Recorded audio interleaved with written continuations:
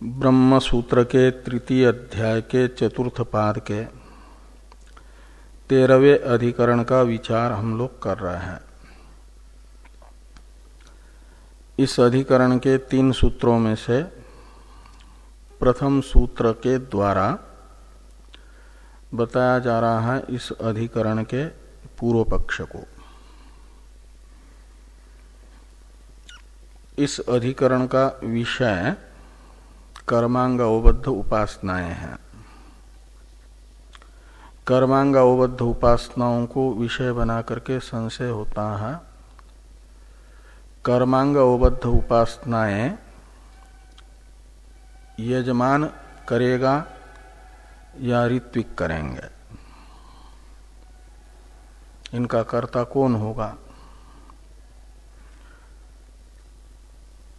तो इस प्रकार संशय प्राप्त होने पर इस सूत्र से आत्रेय आचार्य पूर्व पक्षी के रूप में अपना निर्णय बताते हैं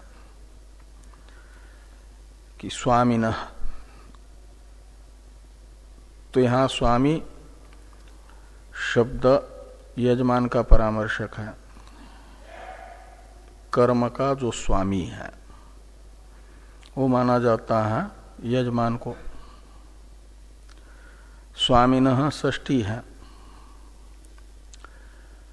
तो अंगावबद्ध उपासनाएं स्वामी का कर्म है, यह अर्थ निकलेगा। अर्थात यजमान कर्तृक अंगावबद्ध उपासनाएं हैं। इति आत्रेय, इन पदों के पास में मन्यते का अध्यार करना। इति यानी ऐसा, मन्यते यानी मानते हैं आत्रेय आचार्य। आत्रेय आचार्य का मानना है अंगावबद्ध उपासनाओं का कर्ता यजमान है करके। हाँ, यजमान है, स्वामी है। ये जो आत्रेय ऋषि की प्रतिज्ञा हुई, इस प्रतिज्ञा की सिद्धि के लिए उन्होंने हेतु बताया फलश्रुते। जो उपासनाओं का कर्ता है उसी को उपासनाओं का फल श्रुति बताती है। फलश्रुते का अर्थ है वो है छांदोग्य उपनिषद के ही द्वितीय अध्याय में आया हुआ एक वचन, वर्षति हस्मय वर्षयति च यह एवं वित ये एतद एवं विद्वान वृष्टेषु पंचविधम साम उपास्ते। यह श्रुति वचन ये बताता है कि पांचभक्तिक साम की वृष्टि दृष्टि से जो उपासना करता है उसे, उसके लिए वृष्टि पर्याप्त होती है, उसके इच्छा के अनुरूप वृष्टि होती है। और वह अपने लिए तो अपने अनुरूप वर्षा कराता ही है, दूसरों के लिए भी कराता है। तो वृष्टि का उसके अनुकूल होना, उसके इच्छानुसार होना, ये जो फल बताया जा रहा है वर्षा दृष्टि से पंचविध साम की उपासना का, वो किसको बताया जा रहा है। तो यह एवं पंचविधम साम उपास्ते, इस वाक्यस्थ यह इस सर्वनाम से ग्राह्य जो उपासना का कर्ता है उसे बताया जा रहा है कि यह प्राप्त होता है फल करके। यह है चौथे पाद में 44वां सूत्र, तीसरे अध्याय के चौथे पाद का 44वां सूत्र देखो।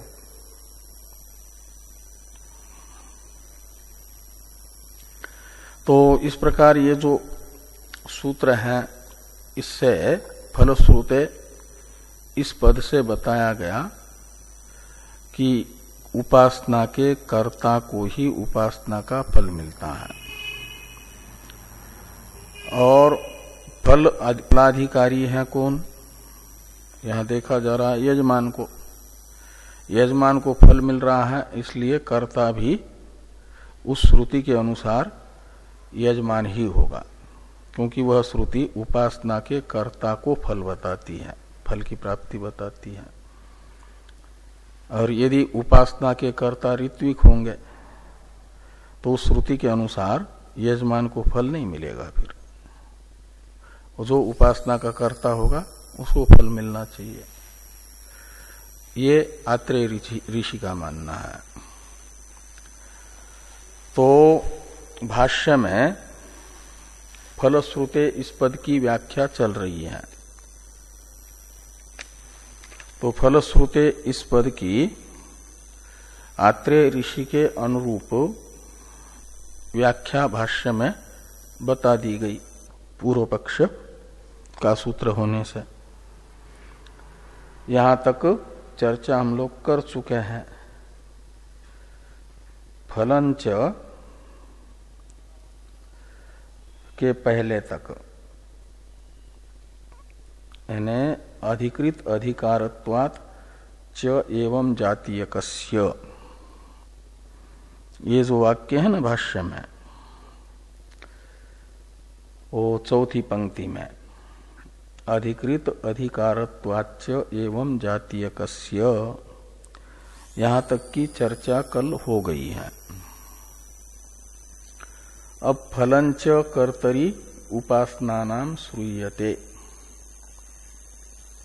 ये जो वाक्य है इसका अवतरण है टीका में। इसे देखिए, टीका में नीचे से दूसरी पंक्ति में उसी पृष्ठ पर फलंच इत्यादि का अवतरण लिखा जा रहा है। अस्तु तस्य फलम तद्गतम कर्ता तु अन्यः किन्न स्यात् इति इत्यत आह फलंच इति। तो ये जो टीका में लिखा गया, ये सिद्धांति के द्वारा प्रश्न किया जा रहा है आचार्य आत्रेय के प्रति, यानी पूर्व पक्षी के प्रति। सिद्धांति के अनुयायी का प्रश्न है। क्या प्रश्न है? कि अस्तु तस्य फलम तद्गतम कर्तृत्वम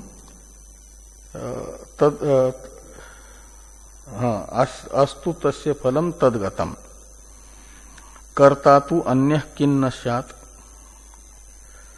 तो अस्तु तस्य फलम तद्गतम, इसमें जो दो तत्शब्द हैं, तस्य एक षष्ट्यंत और तद्गतम में एक तत्, इसके विषय में षष्ट्यंत तत्शब्द का अर्थ है उपासनस्य, अंगावबद्धस्य उपासनस्य। अंगावबद्ध जो उपासना है उस उपासना का, और तद्गतम में तत्शब्द का अर्थ है यजमान। तो उपासना का फल यजमानगत अस्तु, यानी भले ही होवे।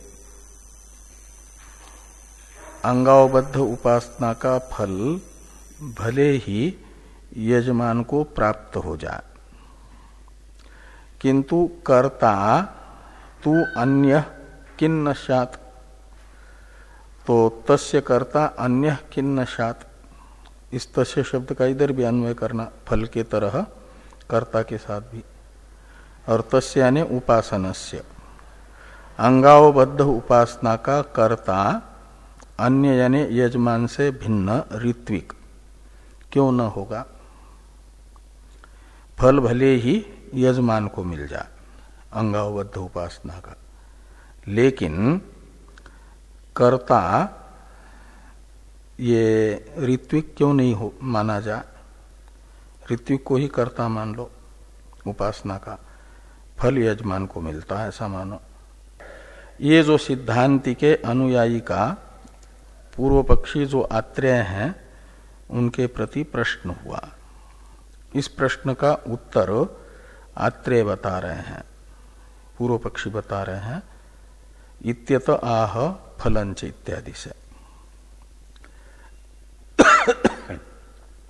अब भाष्य में देखिए कि फलंच कर्तरी उपासना नाम श्रूयते। कहते उपासना का जो फल है वह श्रुति जो उपासना का कर्ता है उसको बता रही है। ये नहीं कि उपासनाएं कोई करेगा और फल किसी अन्य को प्राप्त होगा। सिद्धांति के अनुयायी ये कहना चाहते हैं कि ऋत्विक को अंगावबद्ध उपासना का कर्ता मानो और ऋत्विक कर्तिक उपासना का फल यजमान को मान लो। लेकिन श्रुति तो ऐसा नहीं बता रही है। ये कौन कहते हैं? आत्रेय ऋषि। श्रुति तो कह रही है जो कर्ता होगा उसे फल मिलेगा, उपासना का जो कर्ता होगा। और आपके अनुसार, सिद्धांति के अनुसार ऋत्विक कर्ता हो जाएगा तो फिर ऋत्विक को ही फल मिलेगा, न कि यजमान को।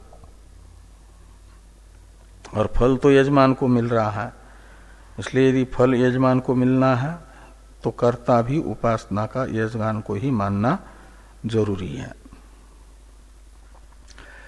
ये समाधान आत्रेय ऋषि ने दिया कि फलंच कर्तरी उपासना नाम श्रूयते। उपासना के कर्ता में उपासना के फल की प्राप्ति श्रुति के द्वारा सुनी जा रही है, निश्चित हो रही है। कहा वो कौन सी श्रुति है? तो यही वर्षति अस्मय ये उपास्ते इत्यादि। तो यह उपास्ते, इसमें यह इस सर्वनाम से ग्राह्य जो उपासना का कर्ता है उसी को अस्मय इस सर्वनाम से ग्रहण करना है। श्रुति में प्रयुक्त जो दो सर्वनाम है, यत प्रथमांत यत शब्द और चतुर्थ्यंत इदम शब्द, दोनों एक अर्थ के परामर्शक है। तो यह शब्द तो उपासना के कर्ता का परामर्शक है, इसलिए अस्मय शब्द का भी अर्थ निकलेगा अस्मय उपासकाय, उपासना कर्त्रे, उपासना के कर्ता के लिए। वर्षति का मतलब वर्षा होती है। वृष्टि दृष्टि से पंचविध साम की उपासना करने वाले उपासक के लिए वृष्टि अनुकूल हो जाती है, उपासक के अनुकूल वृष्टि होती है। यह श्रुति उपासना के कर्ता को उपासना का फल बता रही है। इसलिए क्या होगा कि उपासना का फल जिसे प्राप्त हो रहा है उसे ही उपासना का कर्ता मानना पड़ेगा। उपासना का फल यजमान को मिल रहा है तो उपासना का कर्ता भी यजमान को ही मानना आवश्यक है, ऐसा आत्रेय आचार्य ने कहा।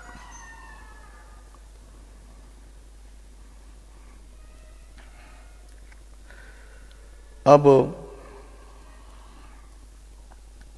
कहते हैं जैसे श्रुति इतना मात्र ही कह रही है न कि जो उपासना का कर्ता होगा उसे उपासना का फल मिलेगा, तो इससे उपासना का कर्ता भी और भोक्ता भी फल का ऋत्विक को ही माना जाए, इस प्रकार की एक शंका की जा रही है। और ये बताया जा रहा है कि श्रुति ऋत्विक कर्तृक उपासना का फल ऋत्विक को भी प्राप्त होता है और चाहेगा तो ऋत्विक यजमान को भी उपासना का फल प्रदान करता है, प्राप्त कराता है, ऐसा श्रुति बता रही है।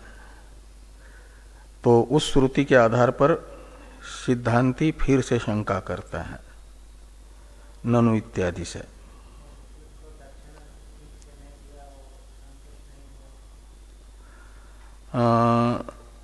संतुष्ट होने पर ही आशीर्वाद मिलता है, प्रसन्नता मिलती है उनकी। प्रसन्न भाव से की हुई जो उपासना है ऋत्विकों के द्वारा, वह यजमान को अच्छा फल देती है, क्योंकि उपासना तो मनोधर्म है ना। और प्रसन्न मन से होगा तो जिसको फल होना है वह फल ठीक ठीक मिलेगा, नहीं तो फल में न्यूनता होगी। लेकिन ऋत्विक को भी चाहिए कि वो भी लोभी ना हो, यानी कि कहीं एक पौरोहित्य कर्म करने के लिए मिल जाए तो यजमान के पास जितना है उस सारे की अपेक्षा करे कि इतना मिल, सब कुछ मिल जाए। वो समाधानी यजमान हो, क्या नाम, ऋत्विक भी हो, और जैसी बनती है दक्षिणा वैसी दक्षिणा की अपेक्षा रख करके कार्य करें। और यजमान को भी चाहिए कि उसको जितनी अपेक्षा है समाधानी पुरोहित को, उससे थोड़ा अधिक दक्षिणा दें। हाँ, तो वो जिससे जितनी अपेक्षा है समाधानी ऋत्विक को, उससे यजमान को चाहिए कि थोड़ी अधिक दक्षिणा दें, तो उसका मन और संतुष्ट हो जाएगा। और पुरोहित को चाहिए कि अल्प से संतुष्ट रहे, तो तब तो उपासना सफल मानी जाएगी ना।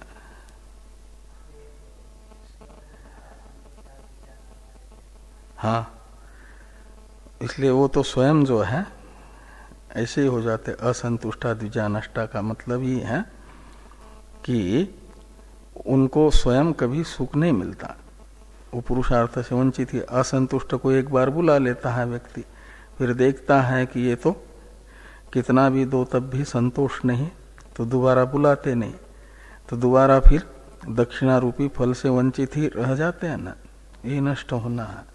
उनका आदर भी नहीं होता यजमान के मन में, उनके प्रति भाव भी नहीं बनता ना असंतुष्ट के प्रति। इसलिए संतोष होना जरूरी है।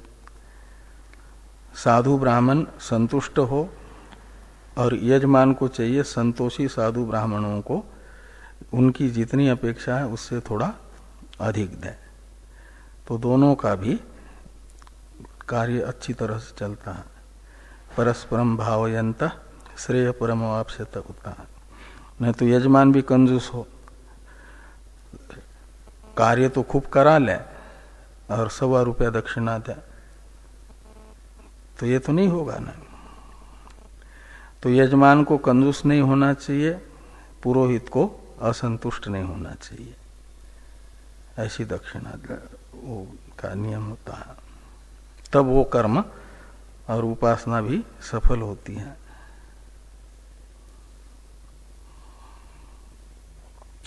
तो ननु ऋत्विजोपि फलम इत्यादि का अवतरण है टीका में। यद उक्तम यजमानगामी फलम इति तस्य अपवादम शंकते। छांदोग्य श्रुति के आधार पर जो ये कहा गया कि यजमान को फल प्राप्त हो रहा है, तो यजमान ही उपासना का कर्ता होना चाहिए करके, इसका अपवाद बृहदारण्यक श्रुति के आधार पर सिद्धांती बता रहे हैं, अपवाद की शंका कर रहे हैं। इसलिए कहते हैं कि यद उक्तम यजमानगामी फलम, यजमान को फल प्राप्त होता है उपासना का, ये जो कहा गया इसका अपवाद बृहदारण्यक श्रुति के आधार पर सिद्धांति बताते हैं ननु इत्यादि से। तो ननु ऋत्विजोपि फलम दृष्टम आत्मने वा यजमानाय वा यम कामम कामयते तम आगायति, ये बृहदारण्यक श्रुति है। यह श्रुति बताती है कि उपासक जो उद्गाता होता है यानी ऋत्विक होता है, उसका परामर्शक है आत्मने शब्द, स्वयं का। आत्मने यानी स्वयं के लिए। तो यजमानाय वा का अर्थ है अथवा उपासक उद्गाता का जो यजमान है। आत्मने से तो लेना स्वयं उपासक ऋत्विक को। तो उपासक ऋत्विक अपने लिए अथवा यजमान के लिए यम कामम कामयते, काम शब्द फल का परामर्शक है। काम्यतेति कामः, इस व्युत्पत्ति के अनुसार। तो यम कामम यानी यत फलम कामयते का अर्थ है चाहता है। तो अपने लिए या यजमान के लिए जिस फल की कामना उपासक ऋत्विक करता है तम आगायति। तो तम यानी तम कामम, कामम यानी फलम, तो उस फल को वह उद्गान कर्म से स्वयं प्राप्त करता है और यजमान को भी प्राप्त कराता है। कौन? उपासक। आगायति का अर्थ है उस फल को, जो फल अपने लिए चाहता है उस फल को भी वह प्राप्त करता है और यजमान जो फल चाहता है वह फल भी स्वर्गादि रूप यजमान को प्राप्त कराता है अपने उद्गान कर्म से। ये कौन कह रही है? बृहदारण्यक श्रुति। तो इस बृहदारण्यक श्रुति से ये सिद्ध होता है कि उपासक ऋत्विक को भी फल की प्राप्ति होती है उपासना से। ये नहीं कि यजमान को ही फल मिलता है। उपासना का फल यजमान गामी है। ये जो छांदोग्य श्रुति के आधार पर कर्ता को उपासना का फल मिलेगा करके कह रहे थे आत्रेय जी, उसका यह अपवाद हुआ। बृहदारण्यक श्रुति ऋत्विक को भी आत्मने शब्द का प्रयोग करके उपासना के फल की प्राप्ति बता रही है। तो ये कहते हैं कि आत्मने वा यजमानाय वा यम कामम कामयते तम आगायति इति, यानी यह श्रुति ऋत्विजोपि फलम दृष्टम, इस श्रुति से ऋत्विक को भी फल की प्राप्ति देखी जा रही है, सिद्ध हो रही है। टीकाकार श्रुतिस्थ आगायति पद का अर्थ करते हैं टीका में। आगायति का अर्थ टीका में टीकाकार ने किया उद्गानेन साधयति इत्यर्थ। ये है उद्गानेन यानी उद्गान कर्मणा, साधयति यानी सिद्ध करता है, प्राप्त कराता है, स्वयं प्राप्त करता है। यजमान भी जो फल चाहता है वह यजमान को भी प्राप्त कराता है। अब ये जो शंका हुई पूर्व पक्षी के प्रति सिद्धांति की, इसका समाधान निराकरण पूर्व पक्षी कर रहे हैं शंका का न इत्यादि से। तो भाष्य में है न तस्य वाचनिकत्वात्, तो न यानी ऋत्विक को फल प्राप्त नहीं होगा, न का अर्थ है। सब उपासनाओं का फल ऋत्विक को ही प्राप्त नहीं होगा, सब अंगावबद्ध उपासना का। तो फिर कहा कि यहां श्रुति कैसे कह रही है आत्मनेवा यजमानाय वा, तो कहते हैं यह उपासना विशेष है जिसका फल आत्मने शब्द का प्रयोग करके ऋत्विक को भी प्राप्त होता है करके श्रुति कह रही है। वह वाचनिक है, यानी विशेष वचन से उपलब्ध है, प्राप्त है। तो तस्य वाचनिकत्वात्, तो तस्य शब्द से लेना ऋत्विक, फलस्य ऋत्विक गामित्वस्य, फल में ऋत्विक गामित्व, यह वाचनिक है, यानी इस बृहदारण्यक वचन विशेष से प्राप्त है, इसलिए अपवाद माना जाएगा। किसका? उत्सर्ग का, सामान्य का। सामान्य है छांदोग्य श्रुति, वो बताएगी कि जो उपासना करेगा उसी को उपासना का फल मिलेगा। और ये जो है आत्मनेवा यजमानाय वा यम कामम कामयते तम आगायति, यह उस सामान्य का अपवाद माना जाएगा। और अपवाद का विषय छोड़ करके अन्यत्र सामान्य की प्रवृत्ति होती है, सामान्य शास्त्र की। यह होता है ना, जैसे आदगुण की, ये आदगुण सामान्य है, वृद्धिरेचि विशेष है, अपवाद है। तो जहां वृद्धिरेचि प्राप्त होगा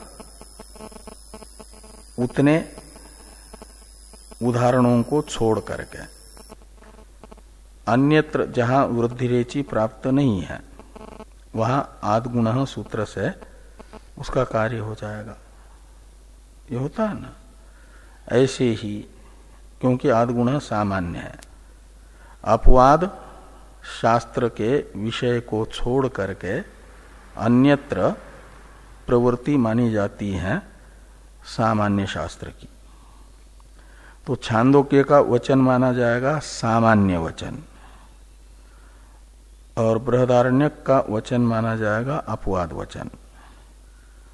तो ये जो अपवाद वचन है, इससे अतिरिक्त स्थानों में वो जो उद्गीत कर्म है, उद्गीत कर्म से अतिरिक्त स्थानों में तो सामान्य वचन जो है उसी की प्रवृत्ति होगी, और वह सामान्य वचन बताएगा उपासना के कर्ता को ही उपासना का फल मिलेगा। इस अभिप्राय से औडुलोमी, क्या नाम, ये आत्रेय आचार्य निषेध कर रहे हैं कि न तस्य वाचनिकत्वात्, ऋत्विक गामी फल होता है, यह अर्थ अपवाद वचन से प्राप्त है। इसलिए उतने अंश में तो ऋत्विक को मिल जाएगा फल, लेकिन सामान्य सूत्र से तो सर्वत्र फिर कर्ता के ही आश्रित रहेगा, कर्तृगामी ही फल रहेगा उपासनाओं का। इस अभिप्राय से कहते हैं कि तस्मात् स्वामिन एव फलवत सु उपासनेषु कर्तृत्वम इति आत्रेय आचार्यो मन्यते। तो तस्मात् का अर्थ है फल भोक्तृत्व यजमान में होने से जो फल उपासना के फल का भोक्ता है यजमान, उसी में सामान्य वचन से कर्तृत्व की भी प्राप्ति होगी। उपासना का कर्ता वही सिद्ध होगा। जो उपासना के फल का भोक्ता है। तो उपासना के फल का भोक्ता यानी फलाधिकारी यजमान है, तो यजमान ही उपासना का कर्ता भी सिद्ध होगा छांदोग्य के सामान्य वचन के आधार पर, उसका कोई अपवाद नहीं है। तो जहां अपवाद होगा वहां तो सामान्य वचन प्राप्त नहीं होगा, और जहां अपवाद नहीं है वहां सामान्य वचन के आधार पर जो फलाधिकारी है वही उपासना का कर्ता सिद्ध होगा। इस अभिप्राय से ये कहा गया कि तस्मात् स्वामिन एव फलवत्सु उपासनेषु कर्तृत्वम इति आत्रेय आचार्यो मन्यते, ऐसा आचार्य आत्रेय जी का मानना है। ये इस अधिकरण का पूर्व पक्ष है। ये जो न तस्य वाचनिकत्वात् तस्मात् स्वामिन इत्यादि शंका का उत्तर दिया गया ना पूर्व पक्ष के द्वारा, इसका टीकाकार अर्थ करते हैं। याजमानं फलम इति उत्सर्गस्य असति बाधक वचने सिद्धि इति समाध्यर्थ। समाधि शब्द का अर्थ है समाधान ग्रंथ।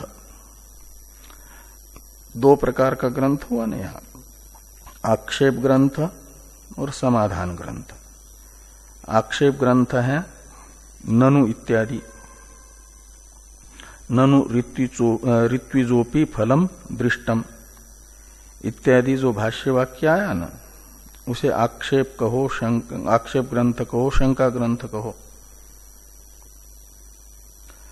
और समाधान ग्रंथ है आक्षेप का समाधान करने वाला वाक्य, न तस्य वाचनिकत्वात् इत्यादि, वो है समाधान ग्रंथ। इसलिए समाधि अर्थ का अर्थ निकलेगा, समाधि शब्द से लेना हो आक्षेप का समाधान करने वाला वाक्य, समाधि शब्द से लेना। तो आक्षेप का समाधान करने वाला जो भाष्य में वाक्य आया, न तस्य वाचनिकत्वात् इत्यादि, उसका अर्थ यह है इति समाध्यर्थ। क्या अर्थ है कि याजमानम फलम, यजमान को फल की प्राप्ति होती है, ये जो उत्सर्ग है यानी सामान्य वचन है,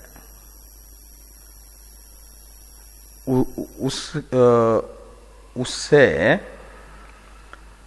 यजमान गामी फल होने से यजमान में ही उपासना कर्तृत्व सिद्ध हो रहा है, ये सामान्य वचन के आधार पर। लेकिन ये कब? असति बाधक वचन है। बाधक वचन यदि न हो तो यजमान में ही उपासना कर्तृत्व और उपासना फल भोक्तृत्व सिद्ध होगा। ये आचार्य आत्रेय का अभिप्राय है। ये समाध्यर्थ है का अर्थ। और उपसंहार वाक्य में आया तस्मात्, एक पद शुरू में आया ना, तस्मात्, ये अंतिम वाक्य में स्वामिन एव फलवत उपासनेषु कर्तृत्वम इति आत्रेय। इसमें तस्मात् इस पंचमेंत सर्वनाम का अर्थ बताते हैं कि तस्मात् यानी फल भोक्तृत्वात् इत्यर्थ। तो यजमान फल का भोक्ता होने से, फलाधिकारी होने से, फल भोक्ता यानी फलाधिकारी, फल का अधिकारी यजमान होने से यजमान में ही यजमानगामी फलक उपासना का कर्तृत्व सिद्ध होगा। जिन उपासनाओं का फल यजमान को मिलना है उन उपासनाओं का कर्ता यजमान ही सिद्ध होगा। ये पूर्व पक्ष के उपसंहार वाक्य का अर्थ निकलेगा। इस प्रकार पूर्व पक्ष का जो सूत्र था उसके व्याख्यान रूप भाष्य की चर्चा और टीका की चर्चा पूरी हो जाती है। अब सिद्धांत को बताने वाला सूत्र है इस अधिकरण का दूसरा पाद का 45वां सूत्र। तो इस सूत्र का उच्चारण कर लें। आर्त्विज्यमित्यौडुलोमी तस्मै ही परिक्रियते। आर्त्विज्यमित्यौडुलोमी तस्मै ही परिक्रियते।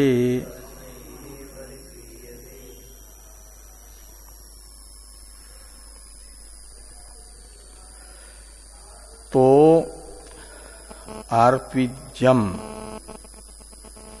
का अर्थ है ऋत्विक के कर्म को कहा जाता है आर्त्विज्य। ऋत्विज कर्म आर्त्विज्यम तस्सीदम से वो होता है शय प्रत्यय। मान लो कर्म अर्थ में शय प्रत्यय हुआ। ये जो अंगावबद्ध उपासना है वह ऋत्विक कर्म है, ये अर्थ निकलेगा। आर्त्विज्यम एक पद है ना, दूसरा है इति, तीसरा है औडुलोमी, चौथा है तस्मय, पांचवा है ही और छठा है परिक्रियते। तो इसमें आर्त्विज्यम शब्द का अर्थ है ऋत्विक कर्म। कौन? तो जिसके विषय में संशय है। अंगावबद्ध उपासना के विषय में संशय है कि अंगावबद्ध उपासना यजमान का कर्म है, कर्तव्य है, या ऋत्विक का कर्तव्य है। इनका कर्ता यजमान है कि ऋत्विक है, ये संशय है ना।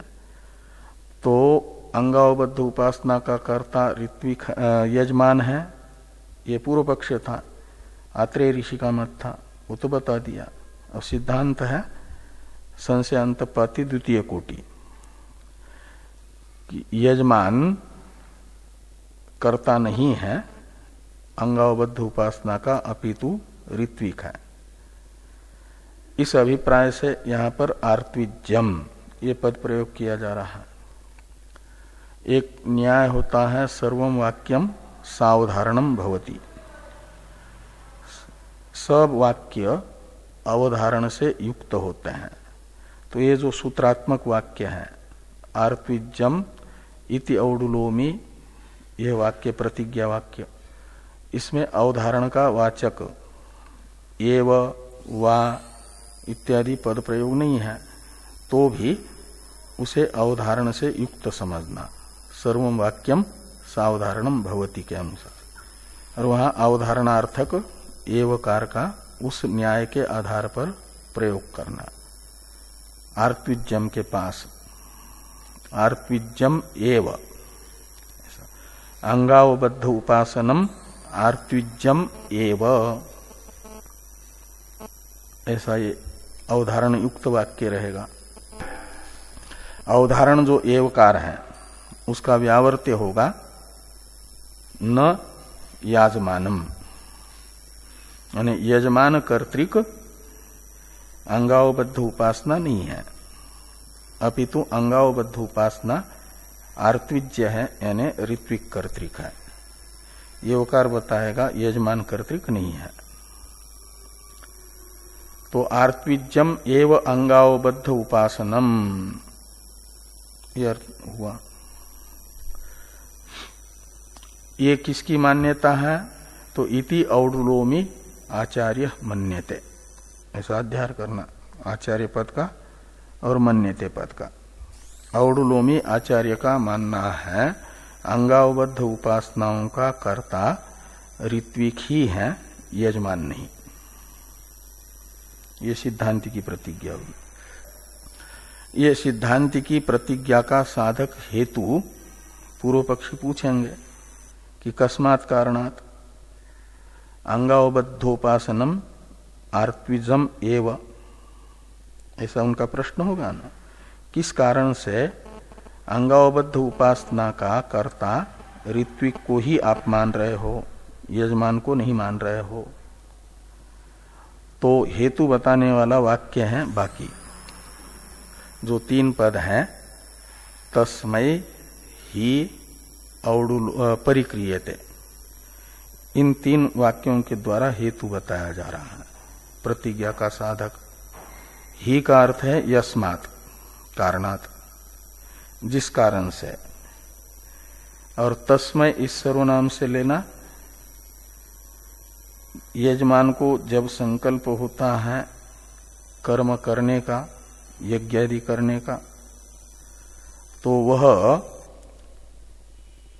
प्रसिद्ध जो आचार्य होते हैं उसे लगता है कि ये आचार्य अच्छी तरह से यज्ञ संपन्न कर सकते हैं, तो उनके पास जा करके अपना प्रस्ताव रखता है, संकल्प रखता है कि मेरा संकल्प है यज्ञ करने का और उसमें आपको मैं वर्ण करना चाहता हूं आचार्य के रूप में, ऋत्विक के रूप में। और फिर उसी समय बातचीत होती है कि कर्म करेंगे तो क्या होगा, आचार्य की दक्षिणा तो बाकी की दक्षिणा। तो उस समय निश्चित जो दक्षिणा हुई एक प्रकार से अनुबंध हो गया, खरीद लिया आचार्य को, ऋत्विकों को खरीद लिया। तो तस्मै शब्द से ग्रहण करना है जो कर्म करने की इच्छा यजमान को हुई है उस कर्म को तस्मै शब्द से लेना। और वो कर्म जिससे वो फल संपादक बने, ऐसा कर्म करना चाहता है ना यजमान। उस कर्म का जो फल शास्त्र ने बताया है वह फल जिस प्रकार का कर्म करने से संपन्न होता है, ऐसा कर्म करने के लिए, ऐसे कर्म को यहां पर तस्मै शब्द से लेना। तो अंग रहित, अंग विकल कर्म से फल प्राप्त नहीं होता, सांग कर्मानुष्ठान से फल की प्राप्ति होती है। अंगों सहित कर्म का अनुष्ठान ठीक ठीक हो जाए तो फल प्राप्त होता है, विकलांग कर्म से फल प्राप्त नहीं होता।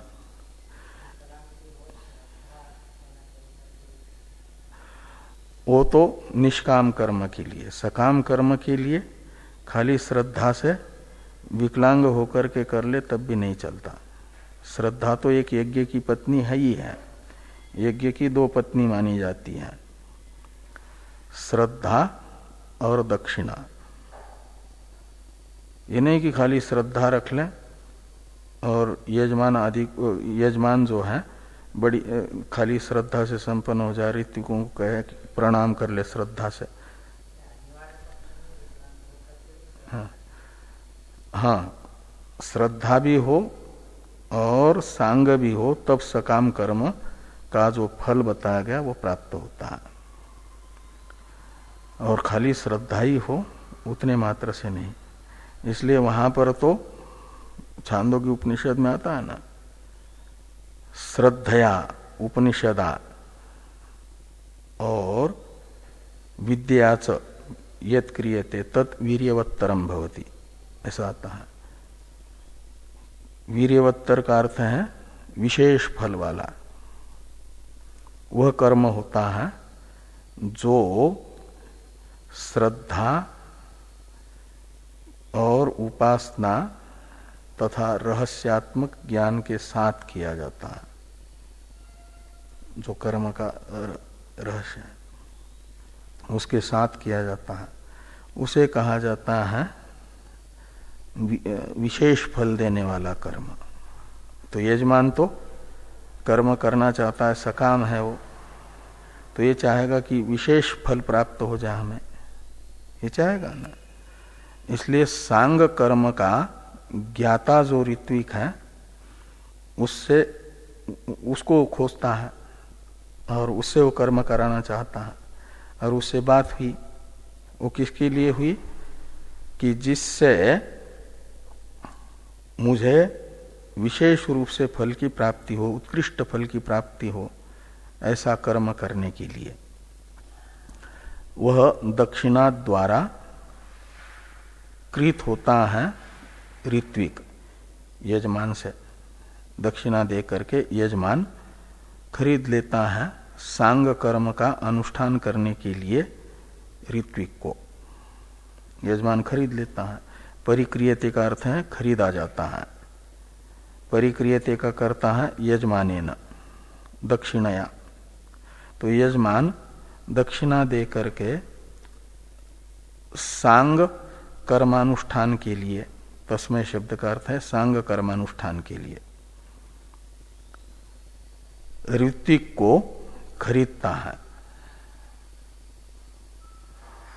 इसलिए क्या हुआ कि जैसे सेना को वेतन दे करके समय पर युद्ध करने के लिए राजा रखता है, तो सेना का किया हुआ, राजपुरुष के द्वारा किया हुआ जो भी है वह माना जाता है राजा के द्वारा किया हुआ, यह माना जाता है ना। और उसका फल सेना के द्वारा किए हुए युद्ध का जो जय या पराजय रूप फल है वह भी राजा को मिलता है, राजा को ही होता है ना। तो जो जिसके द्वारा वेतनादि से खरीदा जाता है उस वेतन भोगी के लिए तो वेतन ही मात्र फल है। ऐसे ऋत्विक के लिए दक्षिणा फल होगा, और बाकी जो अदृष्ट फल होना है वो सारा का सारा अंगानुष्ठानादि से होने वाला फल वो यजमान को। तो तस्मै ही परिक्रियते ही यानी यस्मात् कारणात् यजमानेन दक्षिणया सांग कर्मानुष्ठानाय ऋत्विक परिक्रियते, खरीदा जाता है। हाँ, तो दो प्रकार के कर्म होते हैं, दृष्ट फलक, अदृष्ट फलक। कौन सा? नहीं, कामना तो दो प्रकार के फल की होती है, एक ऐहिक फल की कामना, एक पारलौकिक फल की कामना। पारलौकिक फल अदृष्ट फल है और उसकी प्राप्ति के लिए किया गया कर्म वो अदृष्ट फलक कर्म कहा जाता है। और ऐहिक फल है पुत्रादि, पुत्र पशु आदि, और पुत्र पशु आदि की प्राप्ति के लिए किए गए पुत्रेष्टि याग आदि वे दृष्ट फलक होंगे, उनका फल इसी जन्म में होगा।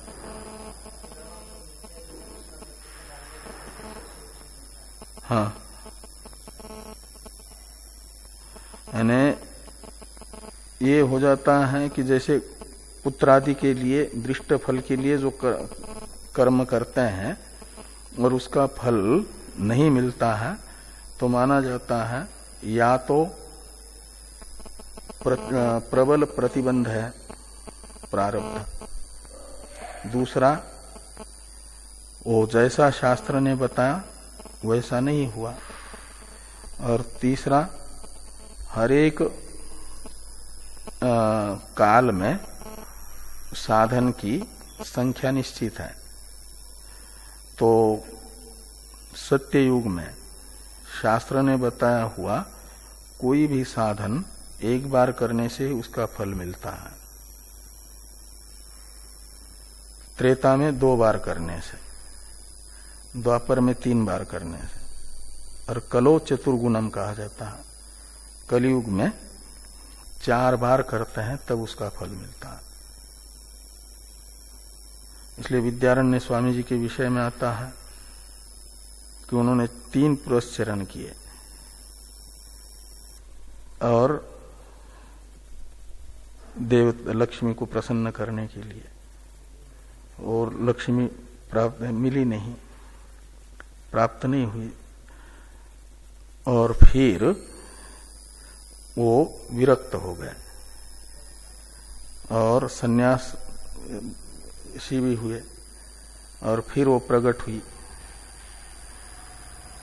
तो कहे कि अब क्यों प्रकट हुई आप, मैंने पहले 3 बार ये किया तब भी नहीं हुई। कहे इसलिए कि देखो ये जो सामने जलते हुए काफी राख पड़ी हुई दिखी उनको। कहा ये आपके पापों का ढेर था पहले, अदृष्ट प्रतिबंधों का। ये 3 पुरस्चरण आपके व्यर्थ नहीं गए हैं। मेरी प्राप्ति में प्रतिबंधक प्राकट्य में जो थे उनको उन्होंने दूर किया। अब जैसे ही सन्यास लेने का आपने संकल्प किया तो वो भी एक पुरस्चरण के बराबर होता है, उससे मेरा प्राकट्य हो गया। तो ये हो जाता है, 4 गुना करना पड़ता है कोई भी साधन, तब उसका कलियुग में फल होता है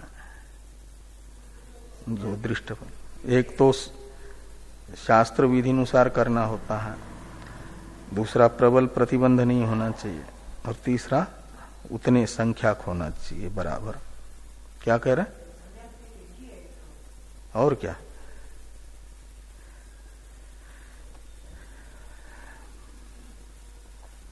तो औडुलोमी आचार्य का मानना है कि ऋत्विक को खरीदा जाता है यजमान के द्वारा दक्षिणा दे करके सांग कर्मानुष्ठान के लिए। इसलिए ऋत्विकों के द्वारा किया हुआ फल, किए हुए साधन का फल भी यजमान को ही मिलेगा, और ऋत्विकों का किया हुआ माना जाएगा यजमान का ही किया हुआ। इसलिए भोक्ता अन्य और कर्ता अन्य भी नहीं होगा। कर्ता प्रत्यक्ष भले ही दूसरे दिख रहे हैं, लेकिन विचार करने से यजमान ही कर्ता सिद्ध होता है। कोई यज्ञ करके जाता है तो ऋत्विकों का कहीं नाम नहीं होता कि फलाने ने यज्ञ किया करके, ऋत्विक का नाम नहीं आता। यजमान ने यज्ञ किया, वो यजमान का नाम यदि बहुत बड़ा यज्ञ और ठीक ठीक हो जाए, उसका सुफल भी दिखे, तो लोगों में चर्चा का विषय बनता है लंबे समय के लिए। उस यजमान का ही नाम आता है, उन्होंने ये यज्ञ किया, ऐसा होता है ना। तो वो ऋत्विक अकेला यजमान कर सकता था, वो तो बैठा रहता है संकल्प लेकर के। बहुत सा तो अंग कार्य सब ऋत्विक ही करते हैं ना, लेकिन वो दक्षिणा मिल गई तो ऋत्विकों का उसमें से नाम माइनस हो गया। वो बाकी सब कुछ जो है वो मिलेगा यजमान को ही, ऐसा होता है। तो इसलिए ये कर्ता तो संपूर्ण अंगों सहित कर्म का अनुष्ठान करने के लिए यजमान के द्वारा जो व्रत ऋत्विक है वही करता है। कर्म के क्या नाम, जो जिस ऋत्विक का कार्य बताया गया उस कार्य के कर्म के, और जो अंग जो ऋत्विक कर रहा है तत्संबंधी उपासना भी वही ऋत्विक करेगा, और फल मिलेगा यजमान को, क्योंकि उसी के लिए दक्षिणा निश्चित हो चुकी है। आर्त्विज्यम इति औडुलोमी तस्मै ही परिक्रियते, इस सूत्र से ये सिद्धांत बताया गया। इसके भाष्य की चर्चा हम लोग परसों करेंगे। कल प्रतिपदा है, अनध्याय रहेगा।